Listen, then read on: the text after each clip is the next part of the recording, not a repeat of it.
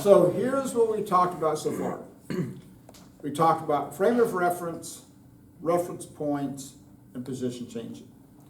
So right now, your velocity is 0, because within this frame of reference, your position isn't changing. Now, you can make the argument that we're actually moving. So the strange rock that we're on, conveniently, spins on its axis, okay? And it takes 24 hours to spin on its axis. So, and we'll go through the math later on, but if you're at the equator, you're traveling at about 460 meters per second. The speed of sound is about 340 meters per second, so if you're at the equator, you're actually traveling faster than the speed of sound, because our rock is spinning. That's really cool. Up here, where we're at, up here in Mays, America, we're going probably at about 400 meters per second. Now, you don't get that feeling because the atmosphere of the room and everything else is also moving at 400 meters per second. So, within the frame of reference of this room, you could say, oh, we're at rest, we're not moving. But if you're outside looking in, if you're outside looking at the Earth, you're going, oh, right, these guys are spinning, so if you're on the moon looking at the Earth, you're going to see us moving at about 400 meters per second. Now, the Earth, conveniently, is moving around a very ordinary star. Oh, so if you change that perspective within the frame of reference of our solar system, we're moving because the sun is stationary within this frame of reference, and our Earth is moving around it. Oh, okay, right, so we're moving. If you change that even further, the sun is in one of the spiral arms of the Milky Way galaxy. The Milky Way galaxy itself is moving.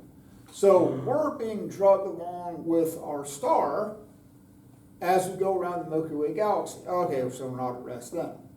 The Milky Way galaxy itself is traveling through space, and we're moving along with the Milky Way galaxy.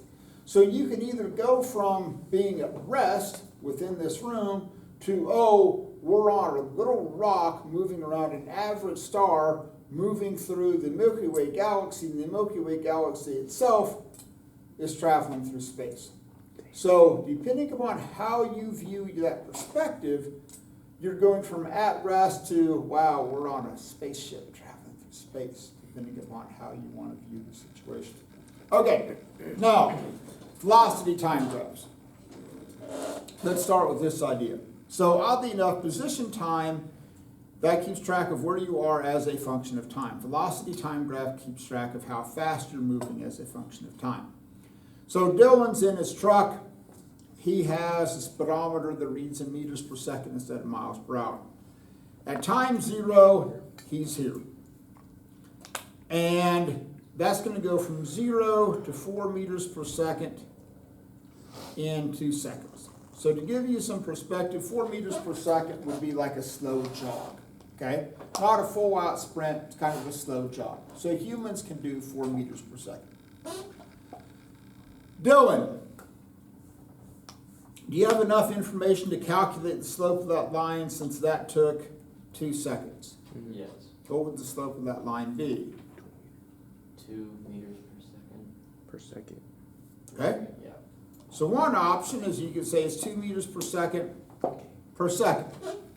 So what that means is that for every second that goes by, your velocity changes 2 meters per second. Okay? Another second goes by, you're up to 4. So instead of meters per second, what else could we say? Meters per second squared. We could say it's 2 meters per second squared. What's measured in meters per second squared, Elliot? Acceleration. So the slope of this line represents acceleration. Not having so much fun. Now, here's the beauty of every motion that we're going to study. You're either speeding up, you're slowing down, or you're at a constant speed. That's it. Speed up, slow down, constant speed. Those are your only 3 options, okay? That's it. In this situation, you're accelerating because of the fact that you're going from 0 to 2 meters per second. Now, here's another thing I want to begin to get out of your minds right now. The idea that positive acceleration always means that you speed up. Stop that right now. Stop that right now. You can speed up with negative acceleration, you can slow down with positive acceleration, okay?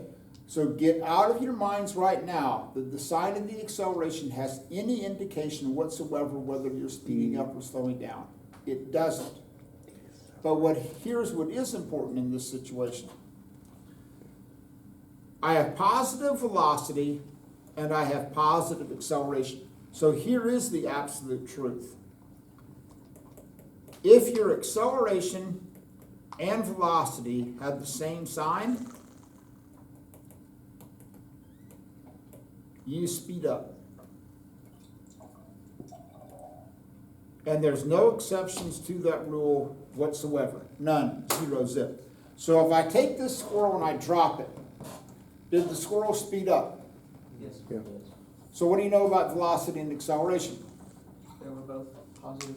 Or they're both Negative. negative. Doesn't make any difference. Okay? Does not make any difference.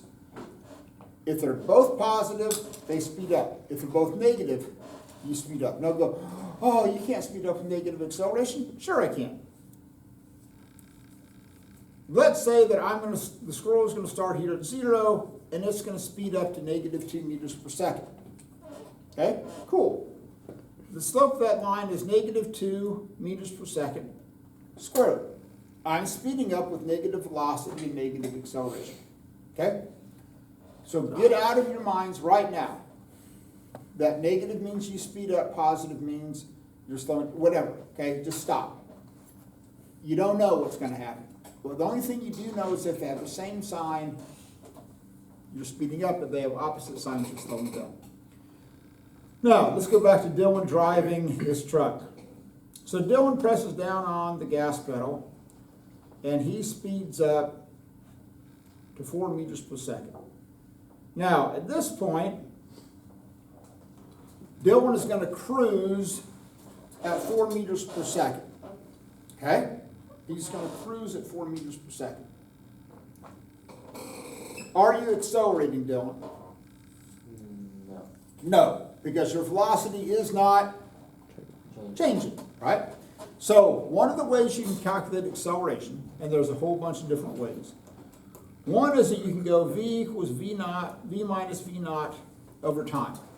So in this situation, that's 4 meters per second minus 4 meters per second over 2 seconds.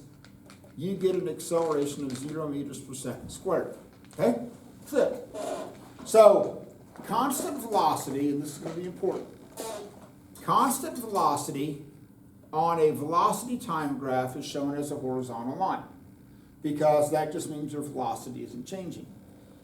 If this line is moving away from 0 meters per second, if it's any kind of sloping line at all, that means you're accelerating. So here's the beauty of accelerated motion. Everybody goes, physics is tough. Physics is simple. You only have two possible things that can happen in any problem that I'm going to give you. You're either at a constant velocity and it's a horizontal line on the velocity time graph, or you're speeding up or you're slowing down. That's it. Okay, you're either accelerating or you have a constant velocity. And if you're accelerating, you can only do one of two things. You can either speed up or slow down. So if you're accelerating and you're speeding up, velocity and acceleration have the same sign. If I tell you that you're accelerating and you're slowing down, your velocity and acceleration have opposite signs. Literally, if you remember that, you have 80% of acceleration understood. Okay, literally, it's that simple. But what happens is you all forget those rules. You go, right, what's going to happen? So I take this squirrel and I throw it up in the air. So Vanessa, on the way up, is it slowing down or speeding up? Speed. On the way up. Up. On the way up, Down. it's slowing down. So what do you, on the way up, Vanessa, what do you know about velocity and acceleration? Same sign, opposite sign. Same. No, different. Opposite, because of the fact that you're slowing down, right? Now, on the way down, Dylan, what's it doing? They're the same sign. It's accelerating. And it's Yeah. speeding up. Speeding up. okay? It's accelerating the entire time, okay? It's accelerating the entire time. One acceleration makes it slow down, one acceleration makes it speed up. That's why I said, get out of your minds the idea that acceleration only means speeding up. I will never, ever, ever say the D word, which means decelerate. You'll never hear me say that word because it doesn't make any sense and it just gets confusing. It's like, well, how is deceleration different from acceleration? It's like, is it the slope of the line, is it not? No, that's why we only talk about acceleration. So, visualize this. Dylan's driving along, okay? So, we'll draw Dylan's truck. The other way that you can represent motion is with velocity vectors. There's Dylan's truck, okay? That's right. And his velocity vectors, there's V1, there's V2. So, 3. his velocity vectors were getting bigger because he was speeding up. Now, when you talk about acceleration vectors, because acceleration vectors are also vector quantities, so his acceleration was pointing in the same direction as his velocity vectors. Here's another golden rule. If your acceleration vectors point in the same direction as your velocity vectors, you're speeding up, which goes back to the idea that if they have the same sign, they speed up. Now, Dylan is now going to cruise with the same velocity, okay? But then Dylan sees a squirrel out on the road, and Dylan's like squirrels, so he's going to stop. So Dylan's going to go from 4 meters per second to stopping in 1 second, okay?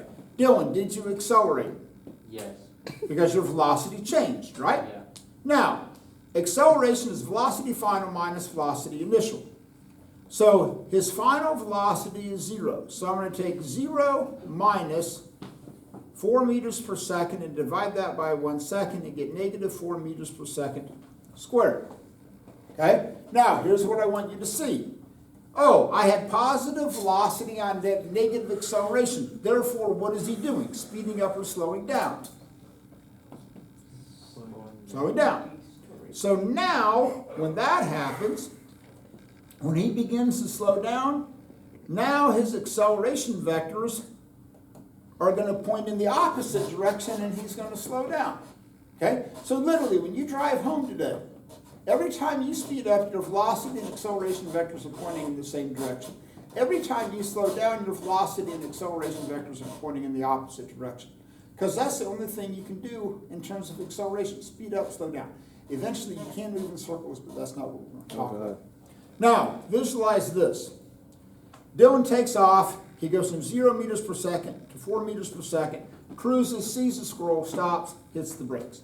When he hits the brakes and he stopped, he realizes, oh man, I left my lunch pail on the kitchen table. This is bad. I got to go back and get my Scooby-Doo lunch pail because otherwise he's going to go hungry because he's got to have that for lunch. So Dylan at this point changes direction.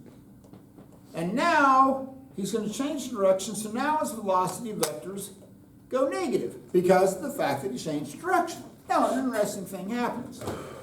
On a velocity time graph, this line is going to cross through 0. Now, here's the last big important thing that you have to get. When something changes direction, there's 3 things that has to happen. And I can model this by throwing the squirrel up in the air. 3 things have to happen. You have to slow down, stop, and speed back up. And it has to go in that sequence. So this is what's happening when this line on a velocity time graph crosses through 0. You're slowing down, you're approaching 0 meters per second. You hit 0 meters per second because of the fact that you've got to cross through 0, because then your velocity has to change sign.